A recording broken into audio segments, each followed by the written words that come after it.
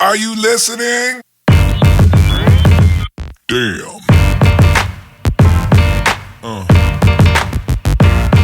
Yeah. What's up, everybody? Brainfish from Fisher Films going out for my 8th flight today. I think I'm going to take you to the Atacocan motocross track. Thought I'd get a few aerial shots, part of a Facebook group, so maybe I'll share them with them. I think some people might appreciate it, and I guess if I'm lucky, there might be some guys out there riding, but we shall see, so let's go. So there's a few things I wanted to try today. I was watching some YouTube videos and gave me some ideas. One of them is I'm going to switch from 4K to Ultra HD.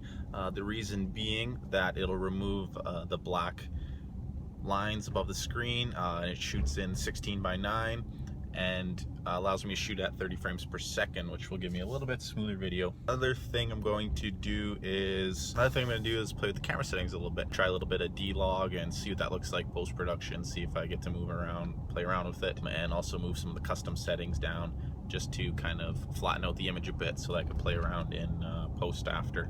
I've never really done that, so I don't know what it's going to turn out like. Maybe the footage will look crappy, but it's worth a shot, and you got to make mistakes to learn, so we'll see what happens.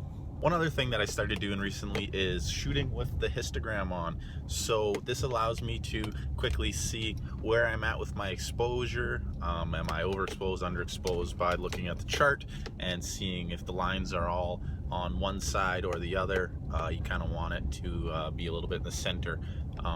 This works good if you're not looking into things like the sun, because that'll obviously blow out your exposure. But I mean, if you're doing like those overhead shots or just a normal day of shooting, I think it's really good to use the histogram to allow you to quickly have an idea of where you want your exposure to be.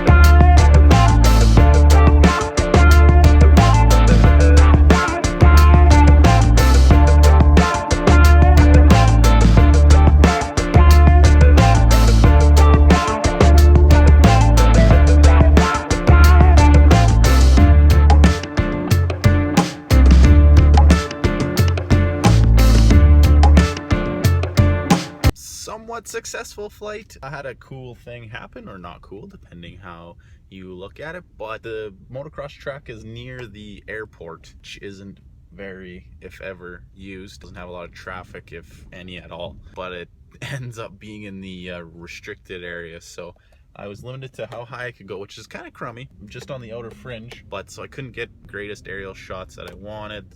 I couldn't fit the whole track into frame because of the height restriction. But I did get a really neat shot coming up over some trees over here, and then seeing the city or town in the background, and it was a kind of cool shot. So shooting trying for the flat type of footage is a little bit scary. On the phone it looks really gray and flat. I guess I'll see in post-production how it comes out, if I can bring the colors back and make it better, or if I'm just gonna not do that anymore until I learn what I'm actually doing. But it's all about trial and error, and you only learn by screwing up, so I'm okay with that. So I'm currently trying to edit the footage I took. Flattening it out doesn't work too well, to be honest. I'm comparing it to some of the footage that I didn't flatten out. It looks kind of like garbage. I'm having a hard time correcting the colors because I don't really know what I'm doing. So I'm gonna have to look into color correcting, do a little bit of research online, and hopefully I can learn about it in the future. But for now, I think my best bet is to try to take some of that footage with the flattened gray colors, and then also take some with just letting the onboard computer make the color choices.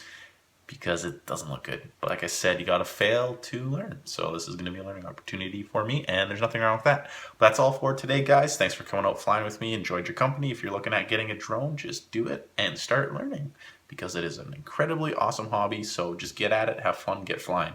Take care, guys. So, oh man, this slate looks weird.